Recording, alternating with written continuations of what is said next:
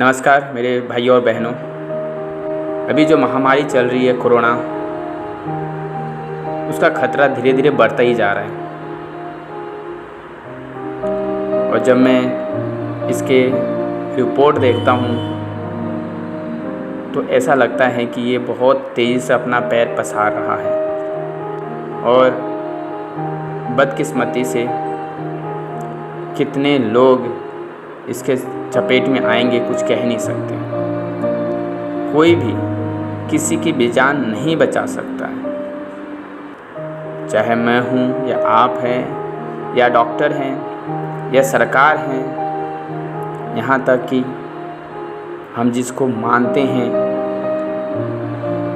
वो भी नहीं किसी की जान बचा सकता है तब तक जब तक कि हम खुद वो जिसकी जान खतरा में है वो खुद नहीं चाहे कि मेरी जान बचे। मतलब वो खुद अगर कोशिश नहीं करेगा तो कोई कुछ नहीं कर सकता है। अब ये आती है बात कि कोशिश क्या करें। कोई भी किसी भी तरीके से किसी भी उलझन में अगर पड़ गया है या किसी परेशानी में है या किसी दुख या तकलीफ़ में है या कोई ऐसी स्थिति में वो फंसा हुआ है जिनसे उनको निकलना बहुत ज़रूरी है, वो व्यक्ति जैसी भी परिस्थिति में हो लेकिन वो अपने आप को ठान ले कि मुझे उससे बाहर निकलना है, तो वो किसी न किसी तरह से बाहर निकल जाता है। वही सबसे बड़ी बात है कि ठान लेना, जिद पकड़ लेना।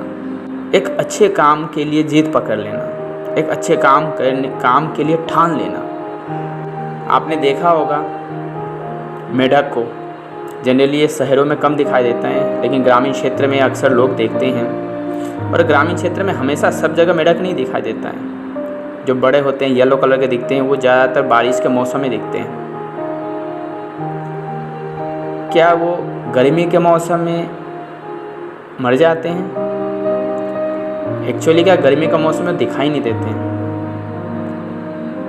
वो सिर्फ बारिश का मौसम में दिखाई देते हैं। एक्चुअली क्या बारिश का मौसम उसके लिए अनुकूल है, फेवरेबल कंडीशन है। जो गर्मी का मौसम है वो उसके लिए अनफेवरेबल कंडीशन है, अनुकूल नहीं होता, उसके लिए विपरीत है।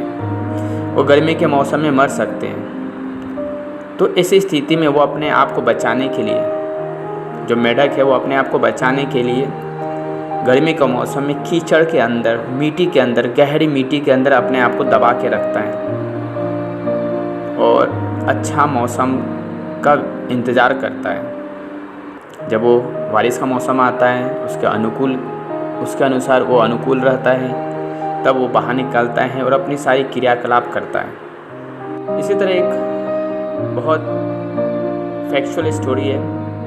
उस व्यक्ति का नाम तो मैं नहीं जानता हूँ, लेकिन ये तथ्य मैंने बुक में पढ़ा है कि एक व्यक्ति था जिन्हें कोरोना नहीं, उन्हें कैंसर हो जाता है। क्योंकि वो कैंसर उस समय कैंसर की शुरुआत थी, उस समय के लिए नई बीमारी थी। वो पहली बार वो बीमारी आया था। क्योंकि वो पहली बार आया था तो उस समय कोई उसका इलाज नहीं था, कोई उसके दवाई नहीं बने थे।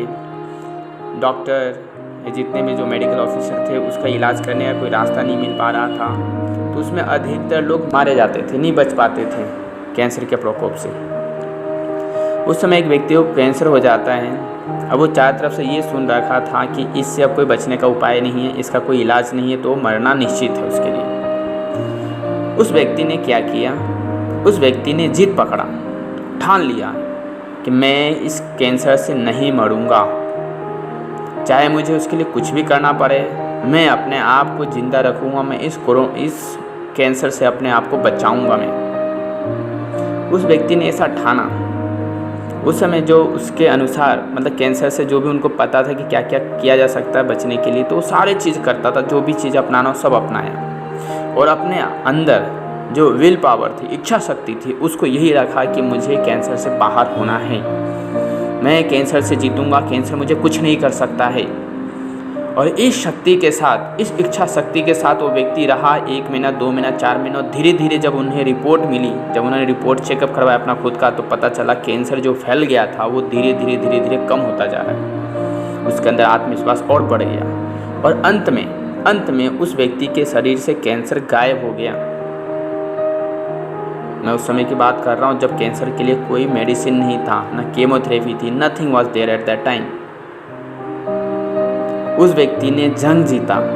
ऐसे जंग इस कोई इलाज नहीं था। कैसे? अपनी इच्छा शक्ति से।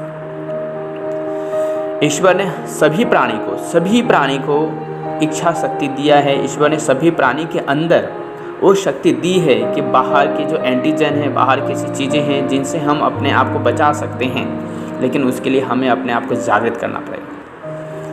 उस बाहर के जो हमारे दुश्मन है, बाहर से जो अंदर आने वाला दुश्मन है या अंदर जो दुश्मन हमारे पैदा हो रहा है, उस दुश्मन को मारने के लिए हमारे अंदर शक्ति पैदा करनी पड़ती है। उस हम शक्ति को जागृत करें तो हमारा शरीर या हम सुरक्षित रह सकते हैं। आप बोलोगे सर ये तो कहानी है। ये कहानी नहीं, मैंने इसको अपने बॉडी खुद के ऊपर अप्लाई किया है।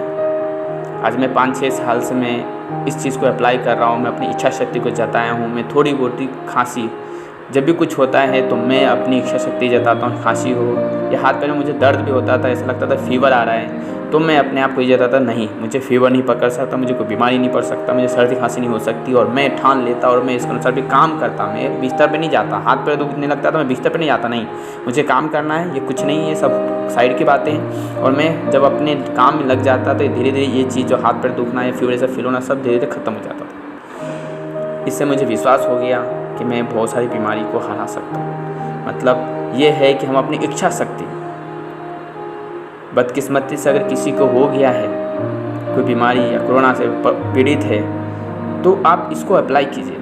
आप अपने अंदर वो इच्छा जताइए कि नहीं, मुझे इस कोरोना को हराना है, मुझे इससे बाहर होना है, ये मेरा कुछ नहीं बिगाड़ सकता, ये तो छोटा सा जीव है, ये क्या कर सकता, मैं कितना बड़ा हूँ, मैं इतना नहीं हूँ, मेरे अंदर तो ऐसे कितने कोशिकाएँ हैं। वो कितने कोशिका होगा, कोरोना के 10,000 1,000 कितने कोशिका होंगे, हमारे शरीर में तो करोड़ों कोशिकाएँ हैं। तो क्या हम करोड़ों कोशिकाएँ मिलकर उस कोरोना को नहीं हरा सकते? हरा सकते हैं, लेकिन उसके लिए हमें एक सही कमांडिंग करनी पड़ेगी। वो सारे अपने अंदर जो कोशिकाएँ हैं उसको जागृत करना पड़ेगा कि कोरोना से हमें लड़ना और बाहर होना है। हम बाहर होंगे तो हम जीतेंगे।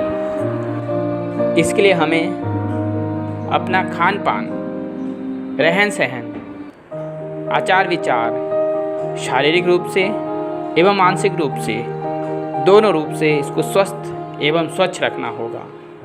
और साथ में हमें अपनी जो विल पावर है एक जीने की, उस जंग से लड़ने की, उस विषाणु को हराने की इच्छा रखनी होगी। तब जाके हमें निश्चित रूप से सफलता मिलेगी। धन्यवाद।